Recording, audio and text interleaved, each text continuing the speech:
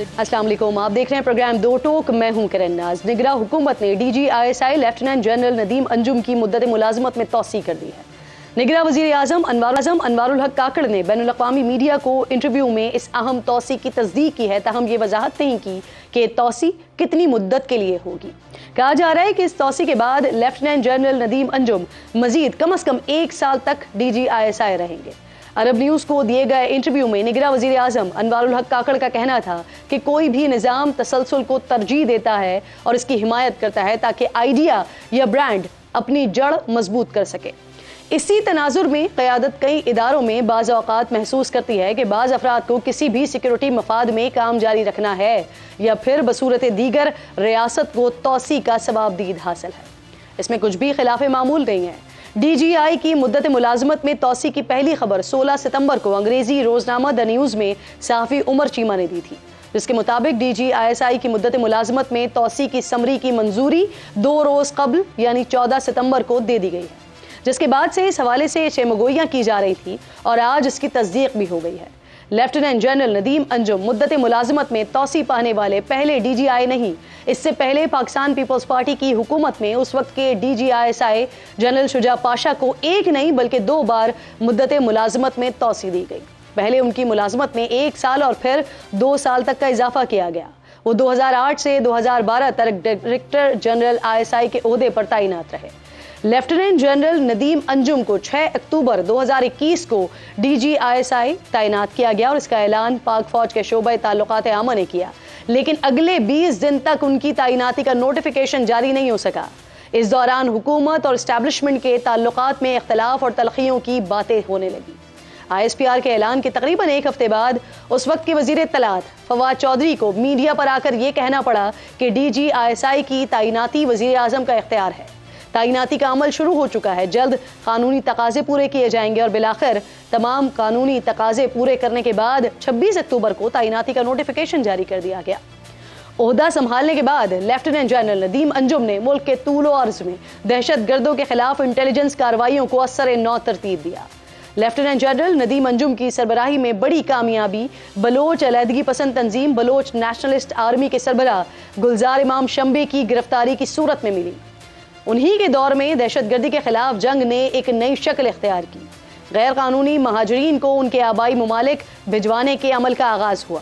Lieutenant general Nadeem Anjum के professionalism का अंदाजा इस बात से लगाया जा सकता है कि जब उन्होंने ओहदा संभाला तो मीडिया पर उनकी तस्वीर जारी नहीं की जाती थी। अगर वो किसी महफिल में मौजूद भी होते थे तो तस्वीर को ऐसे एडिट किया जाता था कि उनकी मौजूदगी का शायबा तक ना हो। लेकिन फिर मुल्क के सियासी हालात ने उन्हें भी मीडिया पर आने पर मजबूर कर दिया। मुल्क की तारीख में पहली बार DGISI ने प्रेस कॉन्फ्रेंस की और भरपूर की चेयरमैन PTI के प्रोपेगेंडे का पर्दा चाक किया। इस अहम तरीन इशू पर बात करने के लिए प्रोग्राम में मुझे निगरां वज़ीर दाखिला सिंध और ब्रिगेडियर रिटायर्ड हारिस नवाज साहब दिफाई तजियाकार भी हैं, प्रोग्राम में ज्वाइन कर चुके हैं। आपको खुशामदीद कहूँगी हारिस नवाज साहब। सबसे पहले तो ये फरमाइए सर, निगरां वज़ीर आज़म ने DGI की मुद्दत मुलाजमत में तौसी कर दी है और उनका कहना है कि तौसी जो है वो पॉलिसी का तसलसल है। सर, मुल्की सियासी हालात हैं, तारकीन वतन का मामला है, क्या कहते हैं आप, कितना अहम था कि पॉलिसी के तसलसल को बरकरार रखा जाए इस वक्त? देखें किरण, ये बात है कि इट इज़ वेरी इंपॉर्टेंट इसलिए कि इन एनवायरनमेंट्स के अंदर जहाँ आपके सिक्योरिटी एनवायरनमेंट्स आपकी एक डिफरेंट हुई है, टेररिज्म पाकिस्तान में कितनी ज़्यादा हो रहा है, इधर इंडिया हमारे साथ कितनी प्रॉब्लम क्रिएट कर रहा है, बलूचिस्तान में प्रॉब्लम है, अफगान तालिबान से हमारी बात हो रही है जी कि आप अपनी सरजमीन इस्तेमाल ना करने दें, उसके पर भी इलीगल इमिग्रेंट्स का भी प्रॉब्लम आ रहा है।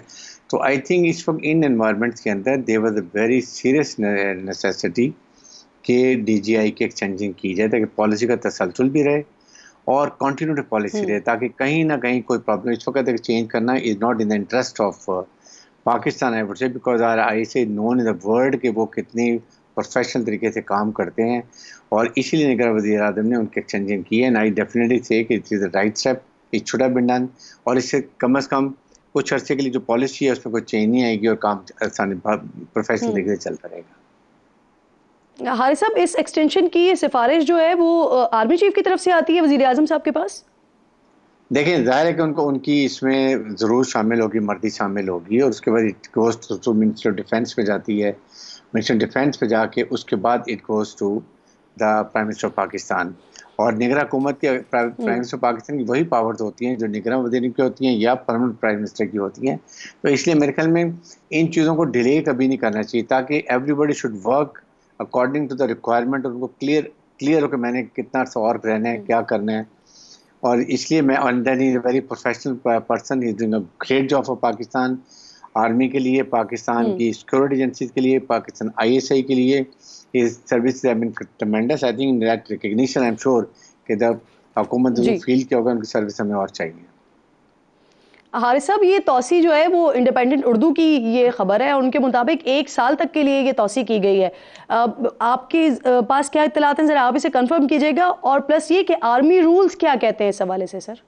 Army rules, I think prime minister Pakistan can extend किसी भी 3 स्टार की सर्विस है वो बढ़ा सकते हैं। और but I am not sure कि कितने से एक्सटेंशन हुई है, this is not in my knowledge. मैंने भी अभी मुझे पता चला, but it should be very clear कि एक्सटेंशन हुई है कितना ही। I think in a day और सो वो भी क्लियर पता चल जाएगा। अच्छा हारिस साहब, ये पहली बार नहीं हुआ है, माजी में जनरल शुजा पाशा इनको 2 बार इस ओहदे पर एक्सटेंशन दी गई थी, लेकिन इस वक्त फर्क सिर्फ इतना है कि वो जो मुंतखब हुकूमतें हैं वो करती रहेंगी, इस बार निगरा हुकूमत की जानिब से किया गया, निगरा वजीर आजम की तरफ से किया गया है। देखें, अगर टाइम हो गया सर्विस पूरी होने का और अगर उसको नहीं करते हैं, that will have serious implication, would have retired. और जो वेट के नई गवर्नमेंट आएगी उस वक्त that thing would have been different. That is how जो प्राइम मिनिस्टर केयर टेकर हैं उनकी ये स्वाबदीद है। और आई एम श्योर कि मिनिस्टर डिफेंस के थ्रू गया होगा, ये सारा प्रोसेस होता है जो जाता है, और उन्होंने एक्सटेंड की है, मेरिट पे की है। एंड आई थिंक बहुत अच्छा स्टेप इसलिए भी है कि कम से कम कंटिन्यूटी पॉलिसी रहेगी। अभी इस मौके पे वी कांट सी कि कोई इसमें मेजर चेंजेस हों, हर एक की फिर अपनी पॉलिसी होती है, वो चीज़ों में फ़र्क पड़ेगा। आई थिंक इसलिए ये बहुत अच्छा स्टेप है and I definitely support it. सही। हारिस नवाज साहब प्रोग्राम में आप साथ मौजूद थे, कह रहे हैं पॉलिसी के तसलसल के लिए वक्त की अहम ज़रूरत थी जो कि ये एक्सटेंशन की गई है। बहुत शुक्रिया आपका। एक और अहम मामले की तरफ पढ़ते हैं। नाज़रीन, सुप्रीम कोर्ट एक बार फिर तकसीम का शिकार है। जस्टिस मुज़ाहिर अकबर नकवी ने chief justice of Pakistan mister justice Faiz Isa और दीगर 2 जजेस पर अदम एतमाद का इजहार कर दिया है। जस्टिस मुज़ाहिर अकबर नकवी ने सुप्रीम जुडिशल काउंसिल में जमा करवाए गए जवाब में मौक़िफ़ इख्तियार किया है कि उनके खिलाफ शिकायत सियासी मकासद के तहत दायर हुई हैं। इल्ज़ामात की तस्दीक उन्हें नोटिस भेजा गया। काउंसिल किसी जज के खिलाफ उस वक्त कार्रवाई कर सकती है जब फैसला मुत्तफ़िक़ा हो। अक्सरियती फैसले के खिलाफ के तहत कार्रवाई का इख्तियार नहीं है। ये इम्तियाजी सलूक और आर्टिकल 25 की खिलाफ वर्जी है। उन्होंने ये भी मौक़िफ़ अपनाया कि सुप्रीम कोर्ट में तैनाती के वक्त भी जस्टिस फ़ाइज़ ईसा ने परवेज़ मुशर्रफ से मुतल्लिक फैसले के सबब उनकी मुखालिफत की थी। 3 अप्रैल 2023 को जस्टिस फ़ाइज़ और जस्टिस तारिक ने उस वक्त के चीफ जस्टिस को ख़त लिखकर मेरे खिलाफ कार्रवाई चलाने की बात की। मेरे खिलाफ 9 शिकायत मुबैना ऑडियो लीक्स की बुनियाद पर हैं। जस्टिस काजी फ़ाइज़ ईसा और justice Naeem Akhtar Afghan audio leaks commission के अरकान हैं, जिसका नोटिफिकेशन सुप्रीम कोर्ट खुद मुअत्तल कर चुकी है। मौजूदा जुडिशल काउंसिल के तमाम फैसले जानिबदार होने की वजह से गैर कानूनी तसव्वुर होंगे। जस्टिस मुज़ाहिर अकबर नकवी के खिलाफ पाकिस्तान बार काउंसिल, सूबाई बार काउंसिल्स और एडवोकेट मियाँ दाऊद की जानिब से 10 शिकायत दायर की गई थी। मियाँ दाऊद की दरख्वास्त के साथ जस्टिस मुज़ाहिर और उनके साहबजादों के नाम पर मशकूक अंदाज में खरीदी गई जायदादों की दस्तावेज और उनकी साहबजादी के बरतानवी बैंक अकाउंट में दुबई से 10,000 पाउंड की ट्रांजैक्शंस की रसीद भी जमा करवाई गई थी। इस शिकायत के बाद मार्च 2023 में जस्टिस मुज़ाहिर अकबर नकवी के साहबजादों ने शिकायत गुजार मियाँ दाऊद को कानूनी नोटिस भेजते हुए इल्ज़ामात वापस लेने और माफ़ी मांगने का मुतालबा किया था। जस्टिस मुज़ाहिर अकबर नकवी के खिलाफ दीगर दरखास्तें ऑडियो लीक्स के मामले पर दायर हुई। जस्टिस मुज़ाहिर अकबर नकवी के हवाले से मुबैना ऑडियो फरवरी में मंजर आम पर आई थी, जिसमें साबिक़ वज़ीर आला पंजाब परवेज़ इलाही को उनके सेक्रेटरी मोहम्मद खान भट्टी का केस जस्टिस मुज़ाहिर नकवी की अदालत में लगवाने की बात करते सुना जा सकता था। चीफ जस्टिस काजी फ़ाइज़ ईसा की सरबराही में सुप्रीम जुडिशल काउंसिल इजलास में इन तमाम दरखास्तों का जायजा लिया गया और 27 अक्टूबर को 3-2 की अक्सरियत से जस्टिस मुज़ाहिर अकबर नकवी को शो कॉज नोटिस जारी किया गया। जस्टिस नकवी ने इस हवाले से अगस्त 2023 में उस वक्त के chief justice mister justice Umar Ata Bandial के नाम एक खत तहरीर किया था, जिसमें अपने खिलाफ कार्रवाई को बदनीयती पर मबनी करार दिया गया था, मुहिम करार दिया गया था। जस्टिस मुज़ाहिर ने लिखा था कि उनके खिलाफ शिकायत गैर संजीदा और अदलिया के खिलाफ मुहिम का हिस्सा है। मीडिया रिपोर्ट 30 मई को जस्टिस तारिक मसूद को शिकायत पर राय के इजहार के लिए मामला भेजा गया। रिकॉर्ड पर है कि मज़कूरा जज ने 3 और 26 अप्रैल को मेरे खिलाफ कार्रवाई के लिए सुप्रीम जुडिशल काउंसिल और मुझे खतूत लिखे और कार्रवाई शुरू करने के लिए बेसब्री और बेताबी का मुजाहरा किया गया था। जज का ये तर्ज अमल न सिर्फ हैरान कुन बल्कि बेमिसाल था। ये बात भी काबिल जिक्र है कि मौजूदा जजेस के खिलाफ मुतादिद शिकायत सुप्रीम जुडिशल काउंसिल के सेक्रेटरी के पास मौजूद हैं। इस सब के बावजूद सिर्फ मुझे ही निशाना बनाया गया है, जो कि मेरे खिलाफ मज़कूरा जज की जानबूझकर जहनियत को जाहिर करता है। जस्टिस मज़ाहिर अकबर नकवी ने मजीद लिखा कि दुनिया की अदालतें सदियों से इस बुनियादी उसूल पर काम कर रही हैं कि इंसाफ न सिर्फ होना चाहिए बल्कि होता हुआ नज़र भी आना चाहिए, लेकिन बदकिस्मती से अफसोस के साथ ये कहना पड़ता है कि इनके मामले में ऐसा नज़र नहीं आता। यहाँ अहम बात यह भी है कि सुप्रीम कोर्ट में तकसीम अब भी वाज़े नज़र आ रही है, जो कि इंतहाई अफसोसनाक है।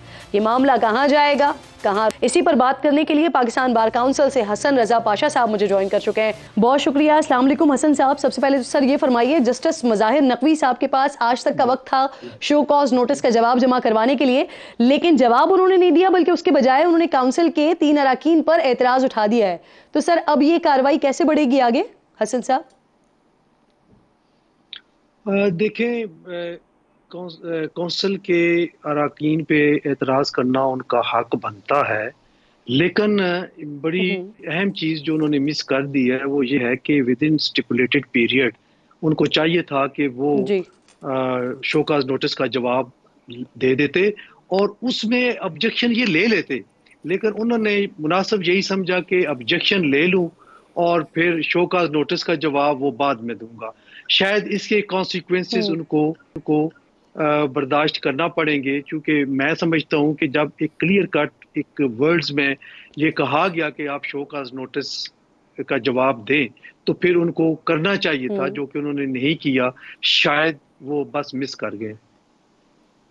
अच्छा सर, जस्टिस मज़ाहिर ने चीफ जस्टिस और दीगर जजेस से काउंसिल से अलग होने का मुतालबा भी किया है, तो क्या सर वो अलग हो सकते हैं? क्योंकि आखिरी इजलास में जस्टिस तारिक के खिलाफ दरखास्त की समाअत के वक्त वो चले गए थे, लेकिन जस्टिस आयशा इजलास में आकर बैठ गई थी। देखिए, मैं गुजारिश करता हूं कि ये जो उन्होंने ऑब्जेक्शन किया है वो इस बुनियाद पे किया है कि गवर्नमेंट ऑफ पाकिस्तान ने उस वक्त की जो हुकूमत थी उन्होंने एक इंक्वायरी कमीशन की तश्कील दी, जिसकी सरबराही जनाब जस्टिस काजी फाइसा साहब और उनके जो मेंबर थे वो नईम अफगान साहब, जो chief justice Balochistan high court है। लेकिन उन्होंने कोई ना तो कोई ऑब्जर्वेशन दी अपनी, ना कोई एविडेंस कलेक्ट हुई और ना ही इस तरह का कोई सब्सटेंशियल वर्क हुआ जिसकी बुनियाद पे ये कहा जाए कि वो बायस्ड थे। तो मैं नहीं समझता कि इनकी इस ऑब्जेक्शन में कोई सब्सटेंस है। बहरहाल उनका हक था, उन्होंने कर दिया, लेकिन शायद ये उनका ऑब्जेक्शन टर्न डाउन हो जाए, जो मेरी समझ के मुताबिक है। और आप कह रहे हैं कि कॉन्सिक्वेंसेस भी बर्दाश्त करने पड़ेंगे। सर, इस तरह के ये जो कॉन्सिक्वेंसेस का आप तस्करा कर रहे हैं वो किस तरह के हो सकते हैं? देखिए, एक जो जुडिशल कमीशन ऑफ पाकिस्तान है, जो सुप्रीम जुडिशल काउंसिल है, उन्होंने उनको with in stipulated period show cause notice का जवाब देने को कहा था। या तो वो दरमियान में ये ऑब्जेक्शन रेज कर देते, फिर कुछ दिन बनते तो शायद वो जुडिशल काउंसिल जो है वो कोई इनके एतराज़ात को सुन लेती। लास्ट डेट पे इन्होंने ये ऑब्जेक्शन फाइल कर दिए बजाय इसके कि वो शोकाज नोटिस का जवाब देते। देखिए, शोकाज नोटिस चाहे ये जज साहबान सुनते हैं या रिप्लेसमेंट होती है और 2 दीगर जज साहबान इसमें शामिल होते हैं, शोकाज नोटिस तो वही है जो इशू हो गया। तो मेरी समझ के मुताबिक बतौर स्टूडेंट ऑफ लॉ में ये कहूँगा कि उसका रिप्लाई इनको जरूरी तौर पे करना चाहिए था, जो कि इन्होंने नहीं किया। सर, आप कह रहे हैं कि 2 जजेस चेंज हो सकते हैं, तो सर ये भी जरा वाज़ेह कर दीजिएगा कि चीफ जस्टिस साहब उस बेंच का हिस्सा रहेंगे, वो चेंज नहीं हो सकते।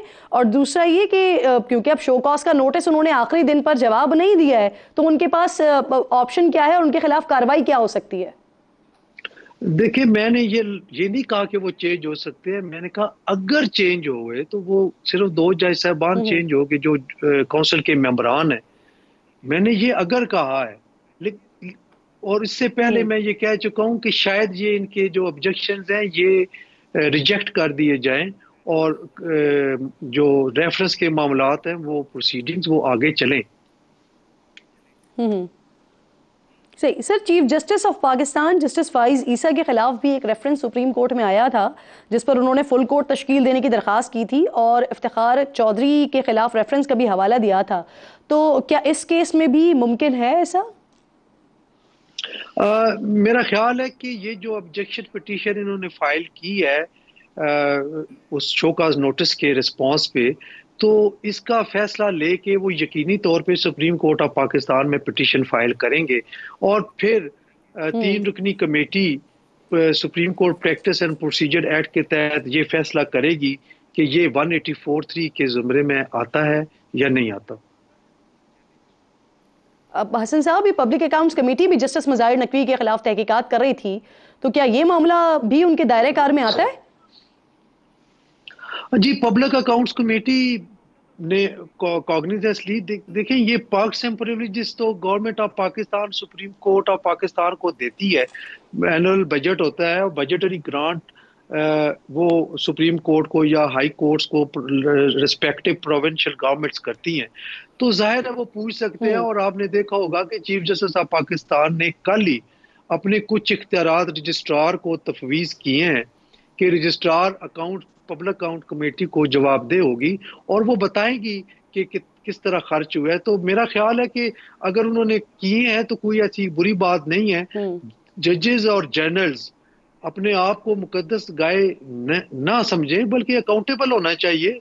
और हर एक शख्स का, अगर एक सरकारी मुलाजम अकाउंटेबल है, एक पटवारी अकाउंटेबल है, एक थानेदार अकाउंटेबल है, या कोई सेक्रेटरी लेवल का बंदा अकाउंटेबल है, तो व्हाई नॉट जजेस।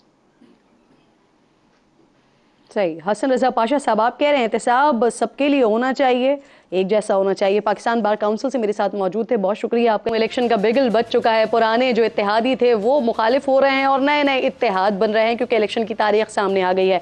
पहला जो इस इलेक्शन के लिए इत्तेहाद बना है मुस्लिम लीग नून और MQM का, इस पर बात करने के लिए सीनियर डिप्टी कन्वीनर MQM से फारूक सत्तार साहब मुझे प्रोग्राम में ज्वाइन कर चुके हैं। बहुत शुक्रिया, अस्सलाम वालेकुम। वालेकुम अस्सलाम जी। फारूक सत्तार साहब, सबसे पहले तो ये फरमाइए सर, MQM को अपनी पार्लिमानी तारीख, इंतखाबी तारीख में पहली बार किसी सियासी जमात के साथ ये इत्तेहाद करना पड़ रहा है, मिलकर इलेक्शन की लड़ने की जरूरत पेश आ गई है। क्या कराची में MQM सर इतनी कमजोर हो गई है? देखिए, जो कॉनोटेशन आप ले रही हैं या दीगर मीडिया कि कोई इंतखाबी इत्तेहाद पर हमारा इत्तफाक हुआ है, तो ऐसा नहीं है। हाँ, इंतखाबात में किस तरह मतलब है कि उसमें क्या बिसात बिछानी है, उसमें क्या नैरेटिव होना चाहिए, क्या कौमी एजेंडा और कौमी इत्तफाक़ राय उस पर हम कोई कंसेंसस बिल्ड कर सकते हैं। इंतखाबात में ये वाला मामला जिसमें क्या, देखिए, मुश्तरका हिकमत अमली इख्तियार करनी है तो उसमें सीट एडजस्टमेंट की तो ज़्यादा गुंजाइश निकल सकती है, लेकिन एक निशान पे इलेक्शन लड़ना, कोई बाकायदा इलेक्शन अलायंस बनाना या इत्तेहाद बनाना, ऐसा कतई और कतई नहीं था। और ये बात PMLN की तरफ से भी वाज़ेह की गई जब कोई गलतफहमी होता है ना सर, इसकी कोई दूसरी टर्म तो नहीं होती? नहीं, ऐसा बिल्कुल नहीं, ऐसा नहीं। सीट एडजस्टमेंट तो माजी में भी करते रहे हैं, कई जगह किया, अंदरून सिंध में किया, कराची में किया, और जहाँ जहाँ ऐसा मुमकिन है कि भाई किसी और के वोट बैंक में हम अपना वोट बैंक डाल दें, हमारे वोट बैंक में वो अपना वोट बैंक डाल दें, तो मेरे ख्याल में ये तो होता रहा माजी में भी। ये हमारी भी तारीख है, सियासी भी है, पार्लिमानी भी, इंतखाबी, सब याद दिलाइएगा मुझे, कराची में किसके साथ आपने सीट एडजस्टमेंट की है, कब? देखिए, बल्दियाती इंतखाबात में कई यूसीस पर हुई थी 2015 में, और कई लोगों ने हमारे हक में वो बैठ गए थे, अंदरून सिंध में हम उनके हक में बैठे थे। कहाँ बल्दियाती इंतखाबात, कहाँ जनरल इलेक्शन का बताएं ना। अच्छा, बात उसमें कराची में कौन सी नशस्तों पर आपने किसके साथ की है सीट एडजस्टमेंट? कराची में नहीं किया, कराची में दीगर जमातों ने हमें सपोर्ट किया और हमने GDA PMLF को, जाम सादिक और उनके साथ जो मुंसलिक जो भी लोग थे मौकों पर, यही तो मेरा सवाल है सर। आपके 90 पर लोग आया करते थे, आपके पास आया करते थे, आज MQM नून लीग के साथ इत्तेहाद बना रही है। तो यही तो मेरा सवाल है कि क्या वाकई आप लोग इतने कमजोर हो गए कि अब आपको कराची के लिए इत्तेहाद बनाना पड़ा है? ये किसने कहा आपको कि ये इत्तेहाद बन रहा है? अगर वसी तर मफाहिमत और वसी तर इश्तराक अमल के लिए मुल्क इस वक्त जिस संगीन बहरान से दो चार है, सियासी भी है, चले मैं आपके अल्फाज दोहरा देती हूँ, आपका इंतजामी मैं आपके अल्फाज दोहरा देती हूँ, इरोड हो रही हैं और आप समझ रहे हैं, मैं आपके अल्फाज दोहराती हूँ, नून लीग एमकेएम के साथ कराची में सीट एडजस्टमेंट कर रही है। ये कहाँ, किसने कहा किसका बयान है, तो मुझे बता अभी सीट एडजस्टमेंट कर कराची में कर रही। आपने कहा अभी आगाज में, मैंने कहा सीट एडजस्टमेंट कर रहे हैं। मैंने कहा कि ज्यादा से ज्यादा सीट एडजस्टमेंट पर बात हो सकती है, ये मैंने कहा। ये तो नहीं कहा कराची में होगी। हाँ, नवाबशाह में अगर PMLN का कोई उम्मीदवार फर्ज करे कौमी असेंबली की सीट पर आता है तो हम सूबाई पर जाएंगे, वो कौमी पर यानी फारूक सत्तार साहब, अभी ये है, अभी जिस वक्त तक मैं आपसे बात कर रही हूं, अभी ये है कि ना कोई इत्तेहाद हुआ है, ना कोई सीट एडजस्टमेंट हुई है सर। हाँ, अभी कोई तय कुछ भी नहीं हुआ। कोई हम ये सीटों की बिसात लेके थोड़ी बैठे थे।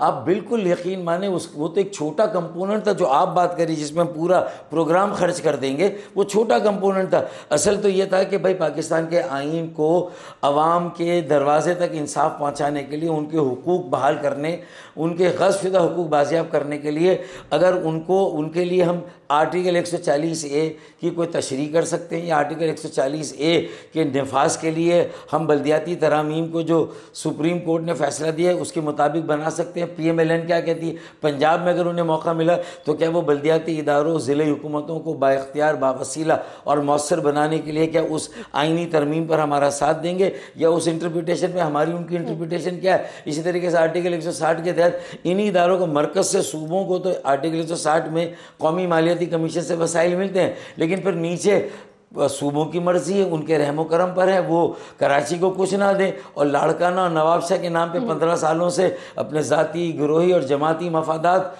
और मराहतों को ही देखते रहे। यही बातें तो फारूक सत्तार साहब नून लीग के दौरे हुकूमत में भी आप कर रहे थे, लेकिन कोई फायदा नहीं हुआ। अभी जब आप इत्तेहाद में थे उस वक्त भी आप यही बातें कर रहे थे, लेकिन उस वक्त भी कोई फायदा नहीं हुआ। प्रोग्राम में फारूक सत्तार साहब मेरे साथ मौजूद हैं, गुफ्तगू हो रही है। एक छोटा सा ब्रेक लीजिए, ब्रेक के बाद वापस आती हूँ।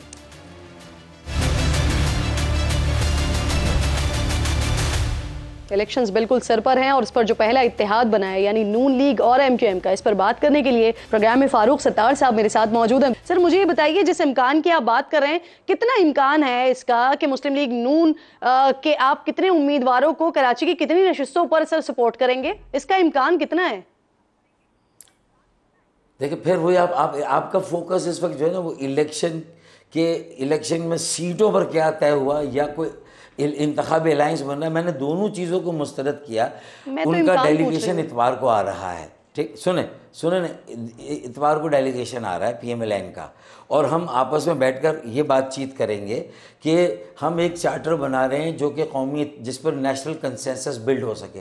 फिर हम ख्याल जमाते हों या हम ख्याल जमाते ना हो, सबको वो हम जो हमारे दरमियान मुसवदा तैयार होगा हम शेयर करेंगे, उस मुसवदे पर एक नेशनल कंसेंसस, ताकि आइंदा आने वाली जो भी हुकूमत और अपोजिशन हो, वो दोनों के लड़ाई झगड़े, इल्ज़ाम जवाबी इल्ज़ाम में पार्लियामान भी और पाकिस्तान के 25 करोड़ अवाम यरगमाल ना बने, और लोगों को जो बेजारी है, जो तंग है सियासत से, जो बुनियादी मसाइल, महंगाई, गुर्बत, बेरोज़गारी, फिर गैस की लोड शेडिंग, बिजली की लोड शेडिंग, पानी की अदम दस्तियाबी, 15 सालों से कराची में एक इजाफी कतरा, इजाफी बूंद पानी नहीं दिया गया।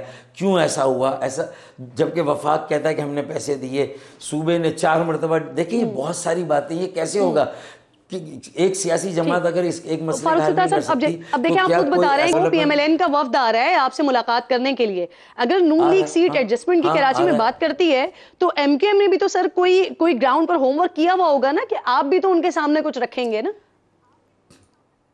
तो ये किसने कहा कि वो सीट एडजस्टमेंट के लिए आ रहे हैं? वो आ रहे हैं जो 6 रुकनी कमेटी बनी है, 6 अरकान की, 3 हमारे 3 उनके, वो आपस में बैठ के ये मुसवदा तैयार कर रहे हैं। एक कौमी एजेंडा कम से कम नुकात पर मबनी होगा, जिस पर एक कौमी कंसेंसस और इत्तफाक़ राय, जिसके बारे में शहबाज शरीफ अपनी वजारत उस्मा के ज़माने में वो मीसा के मईशत की बात करते रहे, चार्टर ऑफ इकानमी की बात करते रहे। तो हमने कहा चार्टर ऑफ इकानमी के साथ सोशो इकानमिक डेवलपमेंट डेवलपमेंट की बात करें, उसके साथ पॉलिटिकल और डेमोक्रेटिक स्टेबिलिटी की बात करें, और इन सारी चीज़ों का अहाता करके एक आप कौमी एजेंडा वज़ा करें जिसमें कराची का किरदार नुमाया हो कि कराची को किसी हाल में ना अपोजिशन इग्नोर करेगी, ना वफाक की हुकूमत में शामिल जमातें इग्नोर करेगी, और कराची हर हाल में उनकी प्रायोरिटी होगा। फारूक सत्तार साहब, आप कराची तो कराची में सिर्फ ग्रीन बसें नहीं होनी चाहिए, कराची में भी ऑरेंज ट्रेन होनी चाहिए, कराची में भी सर्कुलर ट्रेन का। जी जी जी कहें। जी ठीक, फारूक सत्तार साहब, मैं आपसे ये कह रही हूँ कि आप कराची की गली गली से वाकिफ हैं सर, रग रग से वाकिफ हैं। आप सारी जिंदगी कराची वालों को ये बताते रहे कि मुस्लिम लीग नून जो है वो कराची दुश्मन है। अब अगर ये इत्तेहाद हो जाता है तो आप नहीं समझते हैं कि वोट लेना मुश्किल हो जाएगा आप लोगों के लिए? देखिए, अमूमन जो माहिदे होते हैं PMLN से हों, पीपल्स पार्टी से या PTI से, वो सब के सब इंतखाबात के बाद होते हैं, जिसका कि सारा का सारा फोकस ये होता है कि एक बड़ी जमात के लिए आप अपने आप को पेश करें, इस्तेमाल हो जाएं और उनकी हुकूमत बना दें, और उसके बाद वो दूसरी तरफ मुंह कर लें और पीछे मुड़ कर ना देखें। तो उसका बंदोबस्त हमने दो तरीके से किया कि भाई इन 30-35 सालों में अगर हमने ये अमल किया तो उसके नतीजे में हमने 2 वजारतें ले ली वफाक में। उन 2 वजारतों के ज़रिए हम क्या पूरी कौम की तकदीर, या कराची में जो बल्दियाती, या कराची नहीं पूरे मुल्क के शहरों में, ज़िलों में, देहातों में, कस्बों में क्या एक आज़ाद, खुद मुख्तार, बावसीला और बाइख्तियार बल्दियाती निज़ाम बनाने में कामयाब हुए? क्या एक शहरी हुकूमत जो कि सूबाई हुकूमत की जो उनकी दस्तरस से उससे महफूज रहेगी? तो हम ये बंदोबस्त कर रहे हैं कि वो क्या प्रोटेक्शन हो सकती है कि आर्टिकल 7, आर्टिकल 32 जिसमें मकामी इदारों का जिक्र है, वो है मकामी खुद मुख्तारी, सूबाई खुद मुख्तारी पर 18वीं तरमीम हुई थी ना आइन की। फारूक सत्तार साहब, मैंने बड़ा सादा सा सवाल किया था, आप अपने लिहाज से दुरुस्त बात कर रहे हैं, लेकिन जो आपका वोटर सपोर्टर है जो सारी जिंदगी आपसे ये सुनता रहा है कि मुस्लिम लीग नून जो है वो कराची दुश्मन है, जब आप उसको ये बताएंगे कि हमारा इनके साथ इत्तेहाद हो गया है या इनके हम इनको वोट दो, तो आप समझते हैं कि आपका वोटर आपसे सवाल नहीं करेगा कि पहले आप क्या कहते रहे, अब आप क्या कह रहे हैं, और फिर वो वोट देगा सर आपको? मेरे ख्याल में आपको जो प्रोग्राम का किरण, आपको जो प्रोग्राम का फ्रेमवर्क दिया गया वो यही दिया गया कि ये इंतखाबी इत्तेहाद है, आप उसी से मुतालिक सारे सवाल कर रही हैं। मैं कह रहा हूँ नहीं है, सीट एडजस्टमेंट की कोई बात नहीं हुई। और यकीन माने, मैं आपको सबसे पहले आपको फ़ोन करके बता दूंगा, आपके प्रोड्यूसर को, कि हमारी जो ये वक्त आ मुझे नहीं पता कि आप लोगों को दिया जाता है या आप लोग खुद फैसले कर रहे होते हैं। मैं अपने प्रोग्राम के फैसले खुद करती हूँ सर। नहीं, देखिए, मैं तो हम अपने सारे फैसले खुद कर रहे हैं। उन्होंने दावत दी, उनकी दावत पर हमने कोई टाइम नहीं मांगा। तो मैं यही तो कह रहा हूँ कि उन्होंने हमें बुलाया और हम गए, ऐसा नहीं, दावत दी, उन्होंने कहा आप आएँ तो सर बात करते हैं। आपके पास भी सीनियर पार्लियामेंटेरियन है, आपके पास भी तजुर्बा रखने वाले जीरक अब सियासी लोग हैं, काबरीन हैं, तो हम बैठ के कुछ बात करें इस मुल्क के लिए, लोगों को कोई रिलीफ दें, लोगों को का एतमाद को दोबारा गेन। बात ये तो बात मानने वाली है कि लोग सियासी जमातों, उनकी बहुत सारे कंडक्ट, और यही बात है कि हमने PMLN को दुश्मन कह दिया, फिर हमने पीपल्स पार्टी को दुश्मन कह दिया, लेकिन उनका अपना वोट बैंक है, हमारा अपना वोट बैंक, पीपल्स पार्टी का अपना वोट बैंक, फिर काम तो इलेक्शन के बाद हम सबको फिर मिलके करना है। तो ये दुश्मन करके हम कब तक ये करेंगे? तो अब हमें वजारतें नहीं चाहिए, रखें आप अपने पास, हमें इख्तदार नहीं चाहिए, रखें आप अपने पास। हमें तो ये बताएं कि ये वजारतें बोझ बन जाती है अगर हमारे किसी भी माहिदे और मीसाक पर अमल दरामद ना हो। तो आज भी राब्ता कमेटी की मीटिंग में मैंने ये एजेंडा रखा कि देखें, असल मकसद ये है कि अभी से ये जो गुफ्तगू हो रही है एक वसीतर मफाहमत और इश्तराक अमल की और एक कौमी एजेंडे जिस पे कौमी इत्तफाक राय, वो इसलिए हो रही है ताकि हम भी फिर उसी के ऊपर स्टिक करें, हम भी उसी पर फोकस करें, फिर विजारतों पे फोकस ना हो, इख्तिदार के ऊपर। ये जो आप बातें कर रहे हैं ना, ये आप लोगों की गुफ्तगू अरसद रात से हम सुन रहे हैं। जब आपने इत्तेहाद बनाया, जब जो आपने उनके सामने मुतालबात रखे, कभी वो मुतालबात पूरे नहीं हुए। आप जरा मुझे दिल खोल के जरा भी बताइए, आप समझते हैं कि अब आगे किसी की भी हुकूमत बनती है, MQM का जो पास्ट ट्रैक रहा है, जो आप लोगों के साथ होता रहा है, आप समझते हैं कि आपको किसी के साथ भी इत्तेहाद करना चाहिए, हुकूमत का हिस्सा होना चाहिए? हमने कब कहा कि हम इत्तेहाद कर रहे हैं? अच्छा, पहली बात तो ये बताएं कि हमने कब कहा कि हम हुकूमत का हिस्सा बनेंगे? अगर वजीर आजम बनाने के लिए, सुने, मैंने कहा कि वज़ीर आज़म को वोट देना हो, स्पीकर को वोट देना हो, और हमारे अगर 20-25 वोटों की अहमियत होती है हमेशा से 2018 के अलावा, तो फिर हमें सोच विचार तो करना होगा, किसी को देना है। और उसके साथ अगर कोई बात होगी, और ये सारी जमातों के साथ पहले से इस आइनी तरमीम और आइनी इस्लाहात और इस पैकेज पर अगर बात हो जाए और उनका उस पर जो है वो उनका नॉड या उनकी आमादगी ले ली जाए, तो इसमें क्या बुरा है? ये तो पूरे मुल्क, ये सिर्फ कराची का मसला नहीं है, लाहौर, पेशावर, कोयटा का भी ये वैसे ही मसला है, ये लाड़काना, नवाबशाह का, ये मुल्तान, भालपुर का, ये पूरे पाकिस्तान के शहरों, ज़िलों, ये सब जगह का मसला है।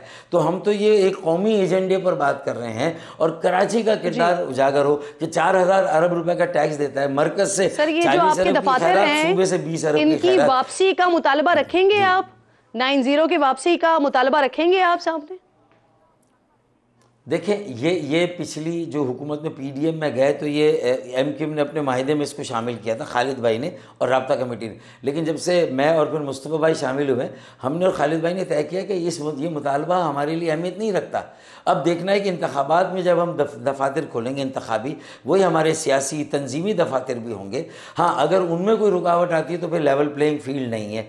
उनमें अगर रुकावट आती है तो वो माजी की ही पॉलिसी है कि हमें इलेक्शन में हिस्सा लेने नहीं दिया जा रहा, और हमारी फिर सीटें छीनी जाएंगी, फिर किसी को दी जाएंगी। लेकिन अब तक का हमारा तजुर्बा कह रहा है कि चंद दफातर जो हमने खोले हैं, और इंशाल्लाह 15 दिसंबर तक मुझे उम्मीद है कि हम तकरीबन 100 दफातर कराची में इंतखाबी दफातर खोल लेंगे। हम तो उस शदोमत के साथ तैयारी कर रहे हैं। कुछ जब मुस्तफा कमाल साहब एमकेएम का बाज़ाब्ता तौर पर हिस्सा नहीं बने थे, उस वक्त मैं उनका इंटरव्यू सुन रही थी, तो उन्होंने कहा था कि ये जो 90 है ये हमारा नहीं है, इसका ताल्लुक जो है वो अल्ताफ हुसैन से है। और आपकी बात से भी मुझे इसी तरह का तासुर मिल रहा है। तो सर जरा इसे वाजे कर दें, जरा इसे क्लियर कर दें कि 90 दफ्तर का अब आपका मुतालबा नहीं है, अब आप लोग नहीं चाहते उस दफ्तर की वापसी।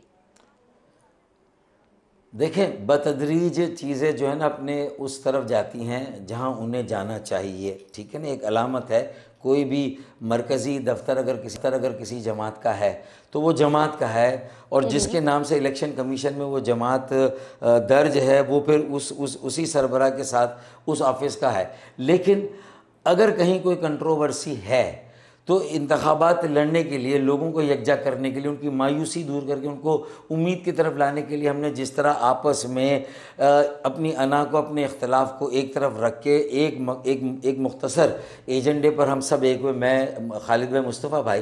तो सबसे पहला कारनामा और डिलीवर जो हमने किया वो मरदमशुमारी पर चौकीदारी की, पीछा किया, लापता और छुपी हुई, दबी हुई, चुराई हुई आबादी 70 लाख की बाजियाब करा है। अरे उसके नतीजे में पहली बार कराची सबसे ज़्यादा आबादी की लिहाज से तेज रफ्तारी से बढ़ने वाला शहर साबित हुआ, और एक कौमी असेंबली की सीट इजाफी हमें मिली, और एमक्यूएम की वजह से, एमक्यूएम की निगरानी। तमाम लोग इस चीज पर सर आप तमाम लोग इस चीज पर कन्विंस्ड हैं कि अब आप इस मुतालबे से दस्तबरदार होते हैं, क्योंकि इसका ताल्लुक एमक्यूएम से नहीं है, इसका ताल्लुक लंदन से है। देखिए 90 के दफ्तर से। सर मेरी बात सुने, क्या एमक्यूएम सुने, एमक्यूएम में आने के बाद मुस्तफ़ा कमाल भाई ने, एमक्यूएम में वापस आने के बाद मैंने या खालिद मकबूल भाई ने ऐसी कोई बात की? आप समझ रहे हैं, हम इंतखाबी दफातर खोल रहे हैं, हम इंतखाबात के मोड में चले गए, और इंतखाबात से पहले अगर हम कामयाब हो जाएं कौम को कुछ देने में, एक ऐसा चार्टर जो कि पाकिस्तान 90 सर दफ्तर आपका है नहीं है, वापस चाहिए नहीं चाहिए? मेरी बात सुनो किरण, मेरी बात सुनो, मेरी बहन, मेरी बात सुनो। तुम्हारे प्रोग्राम की रेटिंग को बढ़ाने, तुम्हारा जो कंटेंट है उसमें ये मुझ पर वाजिब तो नहीं है कि मैं किसी बात का वही जवाब दूं जो तुम एक्सपेक्ट करो। मैंने क्या कहा कि फॉर द टाइम बीइंग अगर किसी एक मुतालबे को एक तरफ आपने रख, देखें लापता साथियों का मुतालबा लियाकताबाद शोहदा का इलाका है, वो लियाकत अली खान भी उन्हीं के नाम से वो बस्ती आबाद है। मैंने सबसे पहला मुतालबा किया मेरे सारे लापता साथी इलेक्शन से पहले बाजियाब। फारूक भाई मुझे आप ये बताइए कि जो बहादराबाद वाला मरकज है आपका, इसे आरजी मरकज कहना बंद कर दूं? किसको? ये बहादराबाद हम तो कह रहे हैं आरजी है, हमारा पता आरजी, हम तो पते में लिख रहे हैं, हमारे सारे एड्रेसेस में डिस्पैच होते हैं, उसमें आरजी मरकज़ लिखा हुआ है। इसका मतलब हमने मुस्तकिल मरकज़ अभी नहीं बनाया है। तो मेरे ख्याल में ये चीज़ तो ओपन है ना, इसको आज मैं बंद नहीं कर सकता एक प्रोग्राम की खातिर, लिहाजा इस पर आगे बात करते रहेंगे इंशाल्लाह। ये सवाल आपका रहेगा, यानी मुस्तकिल मरकज जो है वो कोई दूसरा बनेगा। ठीक, फारूक सत्तार साहब आखिर में सर ये फरमाइए, वोटर्स का एतमाद हासिल करने के लिए एमक्यूएम को सिंध हुकूमत का ताउन ऑब्वियसली दरकार होगा सर, लाजमी दरकार होगा, क्योंकि जो मौजूदा हालात हैं उसमें तरक्की के अलावा और कोई बयानिया अगर बनाने की कोशिश की जाती है तो वो आवाम को मुतासर नहीं कर सकेगा इस वक्त। ऐसे में सर अगर पीपल्स पार्टी फिर से सिंध में हुकूमत बना लेती है, बल्दियाती हुकूमत ऑलरेडी पीपल्स पार्टी के पास है, तो इस सूरत में आप समझते हैं पीपल्स पार्टी मुखालिफ इत्तेहाद का हिस्सा बनकर एमक्यूएम कोई घाटे का सौदा करेगी? एमक्यूएम के पास अपने तजुर्बे की रोशनी में जो हमारा एक्सपोजर है पाकिस्तान के इस सियासी निज़ाम जो कि मौरूसी है, जो वडेरों जागीरदारों का दस्ते नगर है, जो इंतखाबात में जिस तरह पैसों की रेल पेल होती है, एक मिडिल क्लास और नौजवानों पर मुश्तमिल जमात थी, पढ़े लिखे लोगों की, अर्बन पॉलिटिक्स करने वाली, तो फिर हमने भी अपने इस तजुर्बे को और अपनी दानिश और अपनी फरासत को इस्तेमाल किया है और ऐसे अल्टरनेट और ऑप्शंस हमने अपने पास बनाकर तैयार रखे हैं कि जिसमें हम अगर अपोजिशन करते हैं पीपल्स पार्टी की, तो आईनी तरामीम का जो पैकेज में जिसकी बात कर रहा हूँ, जिसमें हम मरकज़ की किसी जो है वो जमात को पाबंद कर सकते हैं और हमारा सारा इन्हिसार अपने 25 MNAs पर और 50 MPAs पर ना हो, क्योंकि इससे ज़्यादा जाहिर है कि हम जीत नहीं सकते, हम खुद अपना वज़ीर आज़म ला नहीं सकते, ये बात तुम्हारी ठीक है। इसी तरह सूबाई हुकूमत में भी जब तक ये मरदमशुमारियाँ सही आहिस्ता आहिस्ता होती जाएगी, आबादी बाजियाब होगी, तो एक दिन हमारा वज़ीर आला आएगा। ये सिलसिला शुरू हो गया, पहली सीढ़ी उसकी तय हो गई है कि एक वक्त आएगा जब सारी सर मुझे एक क्रेडिट प्लीज, फारूक सत्तार साहब आपके साथ इंटरव्यू करने में हमेशा बड़ा मजा आता है, क्योंकि जितने भी सख्त सवाल हों उसको बड़ा फसाद के साथ और बड़े तहम्मुल के साथ आप जवाब देते हैं। बहुत बहुत शुक्रिया, प्रोग्राम में आप साथ मौजूद थे। वक्त भी खत्म हो गया, इंशाल्लाह नाज़रीन से कल मुलाकात होगी। अपना और अपने मुल्क का खास ख्याल रखिए और फ़लस्तीन को अपनी दुआओं में याद रखिए। अल्लाह ने